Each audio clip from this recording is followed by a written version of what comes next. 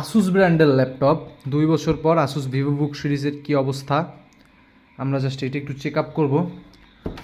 তো ল্যাপটপটা আমি কিনছিলাম আজ থেকে প্রায় 2 বছর আগে। ল্যাপটপটা আমার 2 বছর আগে প্রায় 85,000 টাকার মতো পড়ছিল। এটা রাইজেন ভেরিয়েন্ট, ঠিক আছে। এটা মূলত আমি আউটসোর্সিং এবং ভিডিও গেম খেলার জন্য পারপাস কিনছিলাম, বাট এটা দিয়ে আউটসোর্সিং করি, ভিডিও এডিটিং করি। ভিডিও এডিটিংয়ের জন্য কেমন পিসি লাগে এটা আপনারা আশা করি সবাই জানেন, খুব হাই কনফিগারেশনের প্রয়োজন। তো 2 বছর পর দেখতে গেলে আসুস নেওয়ার একটা কারণ হচ্ছে কি, আসুসের ব্র্যান্ড ভ্যালু পাওয়া যায়। তো 2 বছর পর হলেও এটার পারফরমেন্সের কথা যদি আমি বলি, এটা রাইজেন বেস্ট প্রসেসর, গ্রাফিক্স আছে এএমডির 4 জিবির মতো। তো বর্তমান প্রিভিয়াস জেনারেশনের যে ল্যাপটপগুলো আছে, মানে এই বাজেট সেগমেন্টের ভিতর, আমি মনে করি এটা এখন অনায়াসে ওই ল্যাপটপকে টেক্কা দিয়ে দিতে পারে ভাই। এটার পারফরমেন্স একটুকু ড্রপ হয় নাই, ঠিক আছে। যেমন কিনছিলাম আজ থেকে 2 বছর আগে সেম পারফরমেন্স পাইতেছি, সেম অমনই পাইতেছি।